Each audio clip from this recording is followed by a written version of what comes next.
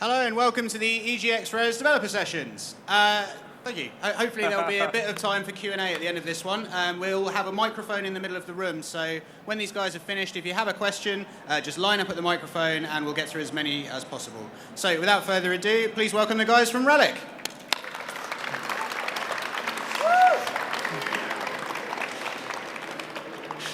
Great. How's everybody doing? Good, good, good. Yeah. My name's Quinn Duffy. I'm the game director on the Company of Heroes franchise. With me is Greg Wilson. He's the executive producer on the Company of Heroes franchise. I've worked with Greg for a number of years, and so we're excited to be here today to talk about Relic games and about something that we're actually really excited to show you. A little bit of a surprise there at the end. So you're going to have to put up with us for about 15 minutes. We're going to give you a bit of a quick backstory to Relic Entertainment and sort of lead into to what we're going to talk about right at the end. Obviously, Relic does real-time strategy games. It's a real passion for us. Relic was founded on a game like Homeworld. It was our first title. We've done multiple PC Game of the Year award-winning games, and I think we have a real passion for this genre. We look at our tentpole sort of games right now, the Dawn of War franchise, the Company of Heroes franchise, innovative, exciting strategy games with a particular Relic twist that we build into all of our games. Relic started in 1997. Obviously, this picture was taken quite a long time ago. It's a bit like a personal weight loss journey for me when I saw this. It's like 2.5 of your English stones I've lost since then, so that was exciting over the time. But this is Relic just recently, and we've done a lot in the last 17 years. Obviously, we've grown and matured as a studio. I've been there for 16 of those 17 years. We have 14 people who have been there over 10 years.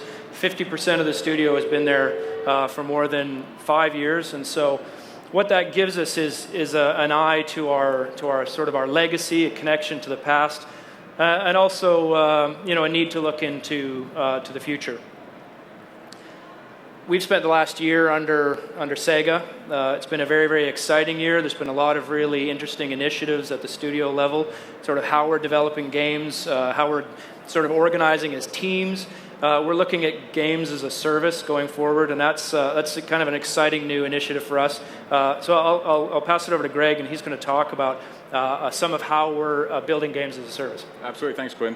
So as Quinn mentioned, we have evolved as a studio, and in that we've also grown in our practice of how we develop games and how we make changes.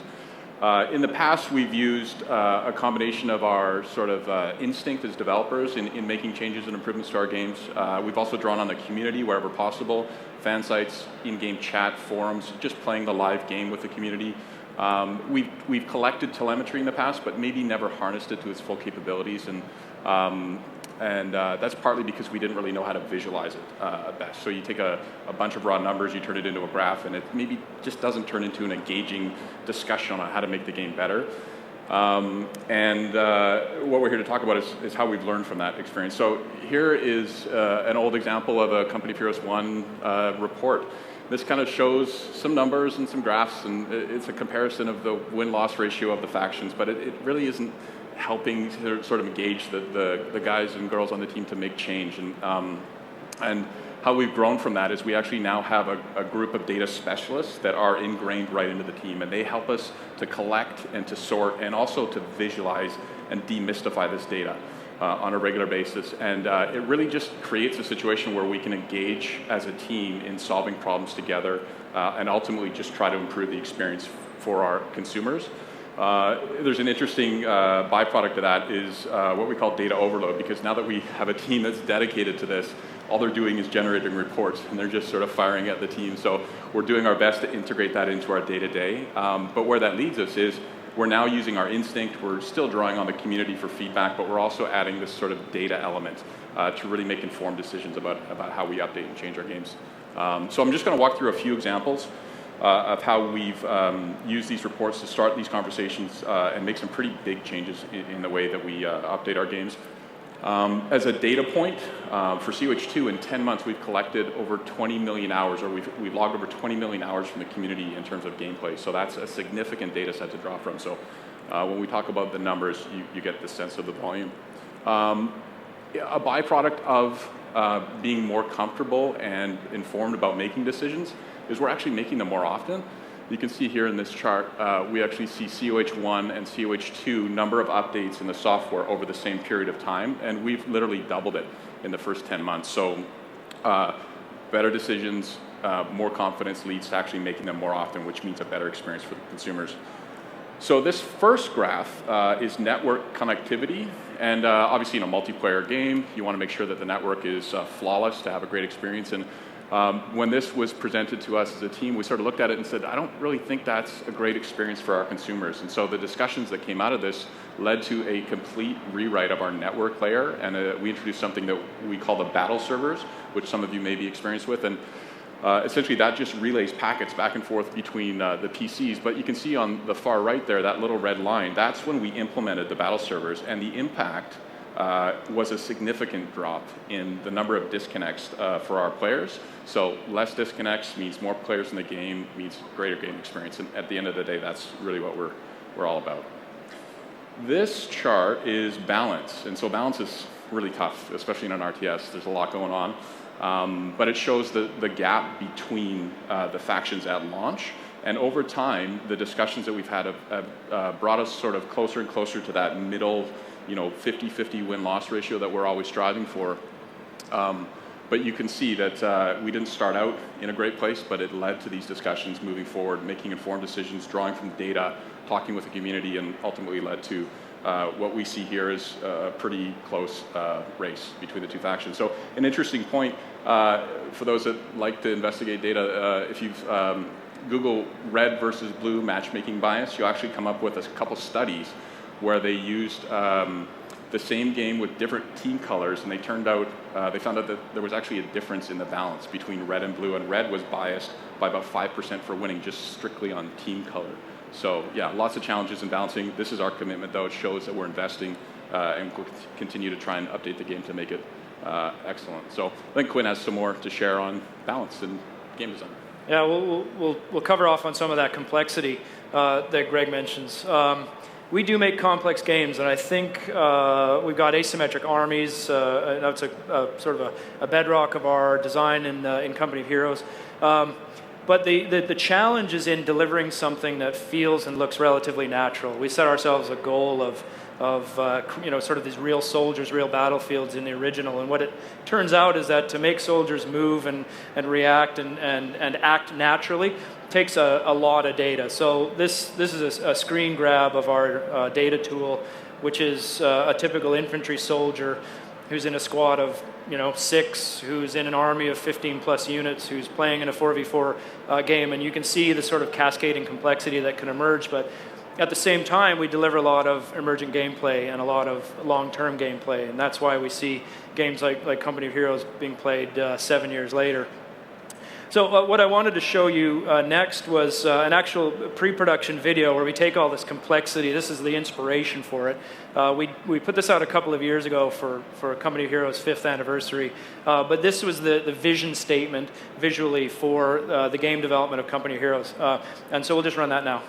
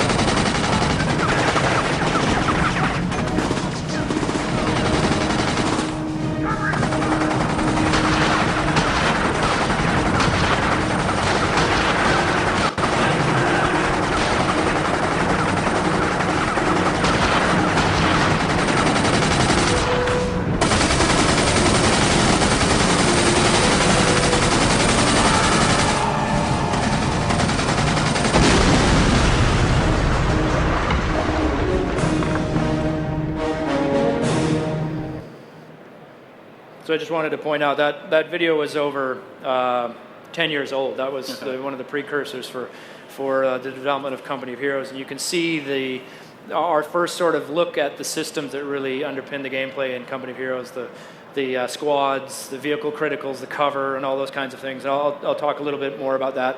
I wanted to talk about our inspiration and where we get a lot of our inspiration for the game. And some of you might be disappointed to know it's generally reading.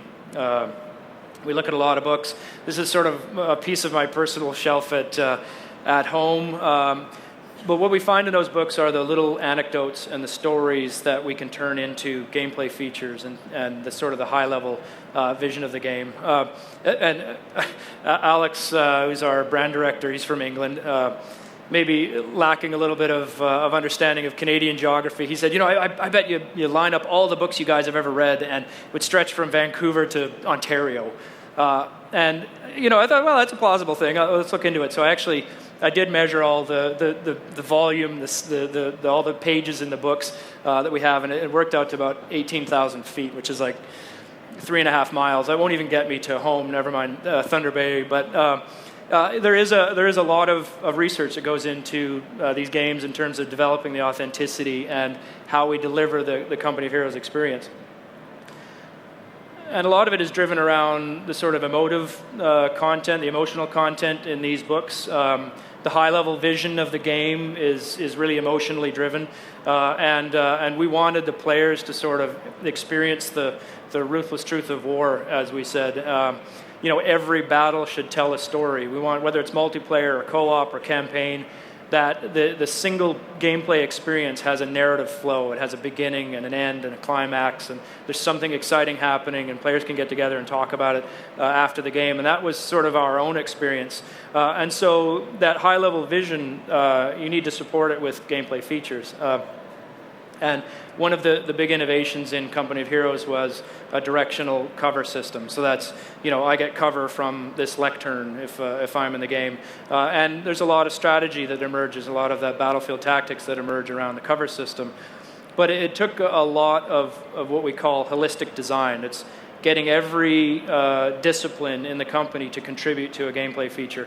And we're seeing that now even more so on the development team. But it took programmers to write the systems. It took artists to animate the troops when they were in and around cover.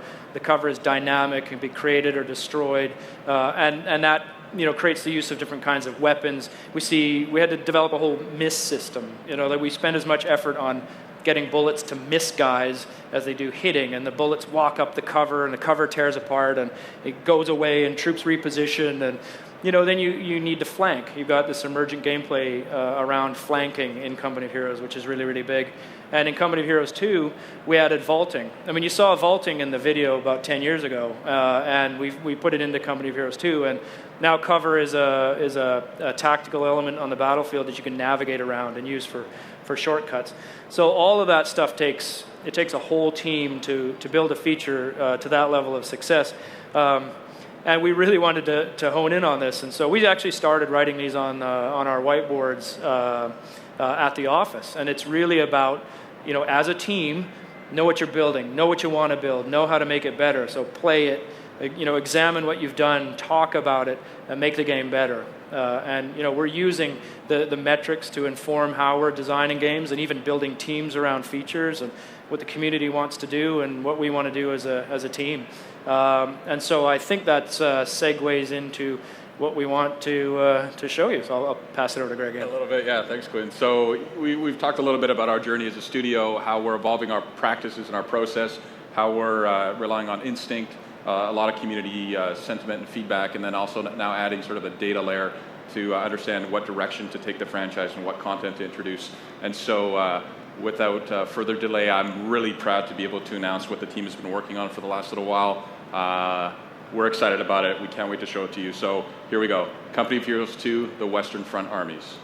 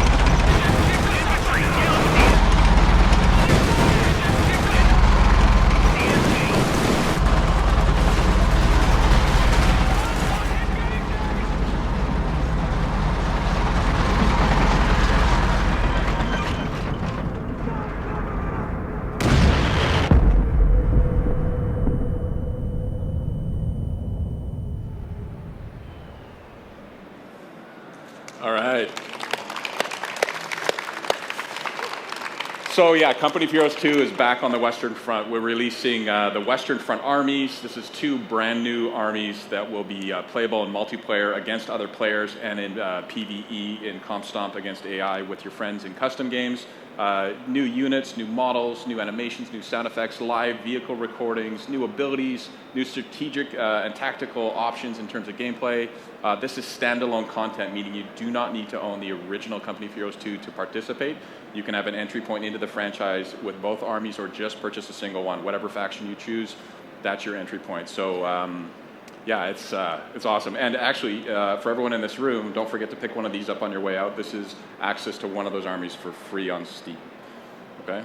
So I think in June, yeah, June 2014, this summer. So yeah, I think we're going to open it up to Q&A. Yeah, absolutely. Thank you.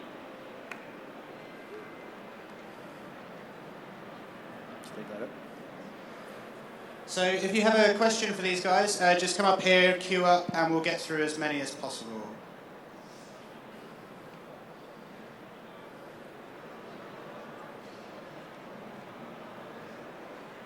All right, guys. Did you have anything to do with the Dawn of War franchise? I started at Relic, yeah, working on Dawn of War 2. It's all right, because I mean, I don't know about other people. I'm looking forward to having a sequel coming. I'd love a sequel too. That'd be awesome. It'll be good. Basically, It'll be really good. From number 1 to number 2, they took away the base building side of things, and I don't think the game was appreciated as much anymore.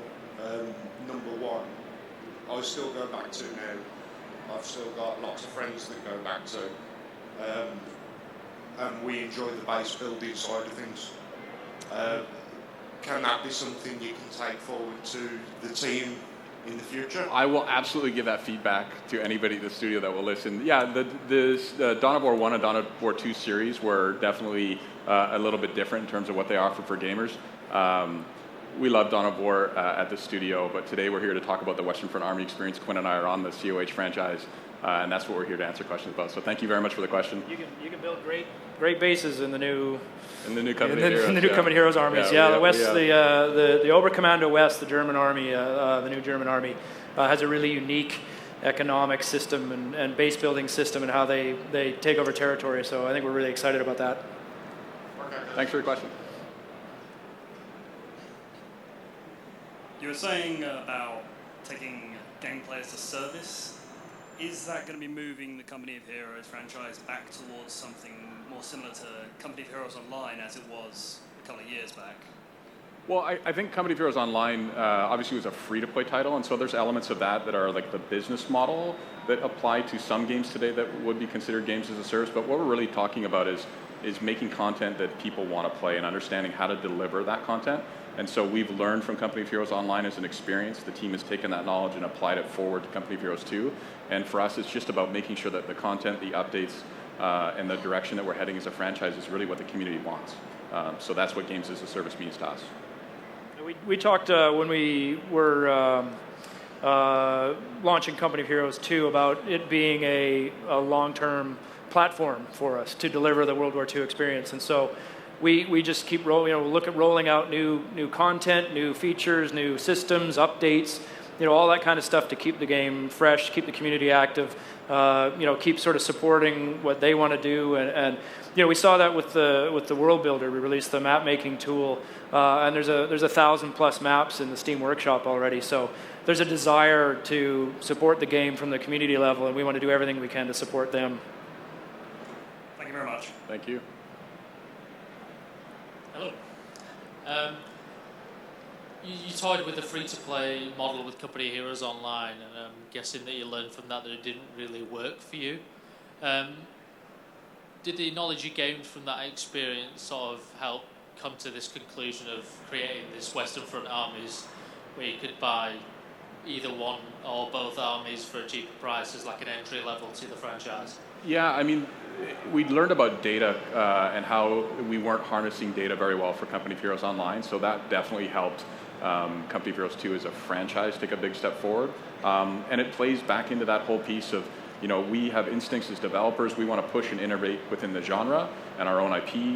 We want to listen to the community, use that to help shape the decisions we're making. And now we have this data layer that really just is the triad of decision making for us. So the community has shown us that the multiplayer is the most engaged component of our game right now. So we're giving them content because they're asking for it. What was it from Company of Heroes Online, would you say, made it fail, I guess? Maybe it was ahead of its time. I mean, we were pretty innovative in terms of Western acceptance of free-to-play games back then. So that could have been part of it. But it was a great experience for us as a company, as a team. And like I said, we're just taking every nugget that we can from that experience and pulling it forward. Thank you very much. You bet. Thanks. Hi. At the minute, flying units are just perks of armies. Is there any intention to make them an actual controllable unit with the addition of things like airfields? I think the game takes place at a scale where an airfield or flying units coming off the airfields is sort of challenging for us. But we wanted to introduce some new mechanics around aircraft, and in the original game they'd come on and blow something up and go away. What we wanted to do was make them more counterable, make anti-aircraft units more useful, add an element of loitering and map control to the aircraft experience. So we're really focused on sort of the frontline combat, the soldiers, the kind of rifle range and tanks and vehicles, and airplanes play a supporting role on the frontline battlefield. All right, thank you. Sure. Cool. If there are no other questions, then thank you very much to the guys from Relic. Thank you. Thank you, guys.